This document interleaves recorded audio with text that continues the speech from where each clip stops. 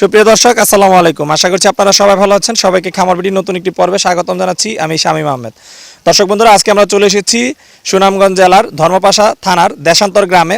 আজকে আমরা এসেছি এই গ্রামেরই আলী হোসেন ভাইয়ের হাঁসের খামারে। তো আপনারা দেখতে পাচ্ছেন এখানে বিলে অসংখ্য হাঁস রয়েছে। এখানে প্রায় 2000 ডিম পাড়া হাঁস রয়েছে এবং এগুলো সবই খাকি ক্যাম্বেল হাঁস। তো আমরা জানতে পেরেছি যে ওনারা আসলে হাঁসগুলো লালন পালন করে যখন ডিম পাড়ার উপযুক্ত হয় বা কিছুদিন ডিম পাওয়ার পরে ওনাদের এখানে যখন খাদ্য সংকট হয় তখন ওনারা এই হাঁসগুলো বিক্রি করে দেন। তো আপনারা অনেকেই এই রানিং ডিম পাড়া হাঁস ক্রয় করতে চান। তো আপনারা যদি এই রানিং ডিম পাড়া হাঁস করতে চান তাহলে এখান থেকে ক্রয় করতে পারবেন। তো আসলে উনি মূলত এই হাঁসগুলো কোথা থেকে সংগ্রহ করছিলেন, কীভাবে এতদিন লালন পালন করলেন বা এখান থেকে উনি কীভাবে লাভবান হচ্ছেন সেই সম্পর্কে আপনাদেরকে জানানোর চেষ্টা করব। তো আশা করছি সম্পূর্ণ আয়োজন জুড়ে আপনারা আমাদের সাথেই থাকবেন। আসসালামু আলাইকুম ভাই, কেমন আছেন? ওয়ালাইকুম সালাম, আমি ভালো আছি। আপনি ভালো আছেন? জি ভাই, ভালো আছি। তো ভাই আমরা তো দেখতে পাচ্ছি এখানে আপনি বিলের মধ্যে অনেকগুলো হাঁস পালতেছেন। এখানে কতগুলো হাঁস আছে? আমার 2000 হাঁস আছে। 2000 হাঁস। এগুলো কি জাতের হাঁস? এটা কাকি ক্যাম্পেল। খাকি ক্যাম্বেল। আচ্ছা, তো এই হাঁস লালন পালনের সাথে আপনি কত বছর ধরে জড়িত? ওটা আমি 4 বছর ধরে ওই হাঁসের ব্যবসা করতেছি। 4 বছর ধরে আপনি হাঁসের ব্যবসা করেন? আচ্ছা আচ্ছা, মানে ব্যবসা বলতে আপনি কি মানে এগুলো বিক্রি করেন? হ্যাঁ, আমি এটা সিজন মাফি লই, আবার সিজন মাফি বেচে ফেলাই। আচ্ছা, আর এর পাশাপাশি আপনি আর কি কাজ করেন? ওর পাশাপাশি আমি কৃষি কাজ করি। কৃষি কাজ করেন? জি। আচ্ছা, তো আপনার এখানে যে হাঁসগুলো, এই হাঁসগুলোর বয়স কতদিন? ওই হাঁসগুলো আমার 10 মাস বয়স হয়েছে আর কি। এখন যে হাঁসগুলো এখানে 10 মাস বয়স? 10 মাস বয়স হয়েছে। আচ্ছা, তো এগুলো এখন আপনি বিক্রি করে দিবেন নাকি? ও, এটা 10 মাস বয়স। আমি কিছু ডিম পাড়াইছি, ফুল হাঁসের ডিম আছে এখন প্রায় 90% ডিম আছে আসো। এখন আমি ওটা বিক্রি করে দেবো। আচ্ছা, তো এই যে এখন 90% ডিম আছে, হ্যাঁ, এত ডিম আপনি পাচ্ছেন, তাহলে তো আপনার 2000 হাঁস থেকে 90% ডিম পেলে প্রায় প্রতিদিন আপনি 1800 ডিম পান, তাই না? জি। তো এত ডিম পাওয়ার পরও এখন তো আপনার লাভের সময়, তাহলে কি কারণে আপনি হাঁসগুলো এখন বিক্রি করে দিবেন? ওইটা আমাদের ওই জায়গায় একটা সিজন আছে, ওই সিজনের পরবর্তীতে আর ওই হাঁসটা রাখা যায় না, বুঝছেন? তাই এটা আমি বিক্রি করে দিতে চাইছি। সিজন বলতে আপনার এখানে কি ডিম বিক্রির কোনো সমস্যা হয়? ডিম বিক্রি না, ওইটা ওই যে এখন ডিম আছে না, পরবর্তীতে ওইটা থাকবে না, এটা লাগে আমরা ওই সিজন মতো বিক্রি করে দেই। ডিমটা থাকবে না কেন? ওইটাই যে কানি শর্টমট হইলে মানে ডিম থাকে না। খানি বলতে খাবার শর্ট? হ্যাঁ, খাবার শর্ট। আচ্ছা আচ্ছা, মানে আপনার হাঁসগুলো পালেন কিভাবে, মানে খাবার দাবার কিভাবে কি দিচ্ছেন সেই সময়? ওইটা এখন আমাদের মনে করেন বিলের মধ্যে ওপেন ছাড়া থাকে, খায়, আর আমরা ওই উফরি ধান খাওয়াই, গম খাওয়াই, এগুলা খাওয়াই আর কি। আচ্ছা, তো এই যে ধান গম খাওয়াচ্ছেন এবং আপনি আসলে পালতেছেন, তাই তো? জি জি।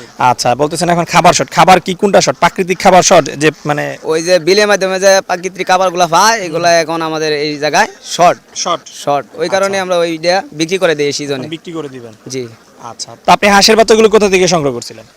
হাঁসের বাচ্চাগুলো আমি নেত্রকোনা জেলা মদন থানা থেকে ইমরান হাসান হাঁসের খামার থেকে আনছি। এই যে আপনি হাঁসের বাচ্চাগুলো এখান থেকে সংগ্রহ করছেন, এই ক্ষেত্রে কি আপনি কোনো প্রতারিত হয়েছিলেন? কারণ অনেকে তো দেখা যায় পুরুষ হাঁস দিয়ে দেয় মহিলা হাঁসের জায়গায়। তো যেহেতু আপনি ডিমের জন্য আনছেন, তো সেক্ষেত্রে বাচ্চা কেমন পাইছেন? ওই জায়গা থেকে আমি বাচ্চা আনছি, যে বাচ্চা আমার সাথে কোনো প্রতারিত হয় নাই। খুব ভালো বাচ্চা আমাকে দিয়েছিল উনি, খুব ভালোই আমার বাচ্চা সেল হয়েছে, মানে কোনো সমস্যা হয় নাই আমার। আচ্ছা, তো আপনি এই হাঁসগুলো মানে আনার পরে কিভাবে লালন পালন করলেন শুরুতে? ওটা শুরুতে প্রথম আনার পরে মনে করেন একদিনের বাচ্চা হওয়ার পরে আমি প্রথম অবস্থা ওইটারে 3 দিন চিরা খাওয়াই রাখছি, ঠিক আছে? আচ্ছা। চিরা খাওয়াইছি, তারপরে ওই যে অফিসের খাদ্যগুলো আছে না, লেয়ার, এই জাতের খাবার আমি খাওয়াইছি 1 মাস ভরা খাওয়াইয়া। পরবর্তীতে আমি এই যে বিলের মাধ্যমে হাঁস সাইডে দিছি, ওই বন্ধের খাবার খাইয়াই হাঁস বড় হয়ে গেছে। আচ্ছা, তো এই যে 2000 হাঁস আপনি পালতেছেন, হ্যাঁ, আপনি বিলে ছাড়া যখন পালতেছেন 1 মাস পর থেকে, তো এটার জন্য কি কোনো লোক টোক রাখছেন নাকি আপনি নিজেই পালতেছেন? মনে করেন আমি নিজেও আছি, তার পরবর্তীতে মনে করেন আমার 6 মাসে কামলাও আছে, ওই কামলা দিয়েও রাখাইতেছি। হাঁসগুলোর পিছনে আপনার প্রতি মাসে খরচ হয় কেমন ভাই? প্রতি মাসে মনে করেন আমার 1,10,20 হাজার টাকার মতো খরচ আছে। 1,10,20,000 টাকা মতো খরচ হয়। আচ্ছা, তো এই খরচ টরচ বাদ দিয়ে এখন আপনার যে ডিম পাচ্ছেন কেমন লাভ হয়? খরচ টরচ বাদ দিয়ে আমার মনে করেন মাসে 20-30 হাজার টাকার মতো লাভ হয়, সম্পূর্ণ টোটালি খরচ বাদে, সব বাদ দিয়ে। আচ্ছা। তো আপনি যে বলেন এই যে এখন বিক্রি করে দিবেন, হ্যাঁ, তো এখন বিক্রি করলে এই হাঁসগুলো আপনি কত টাকা করে বিক্রি করতে পারবেন? ওই হাঁসগুলো এখন বেচলে মনে করুন 40-45 এরকম বেচা যাবে।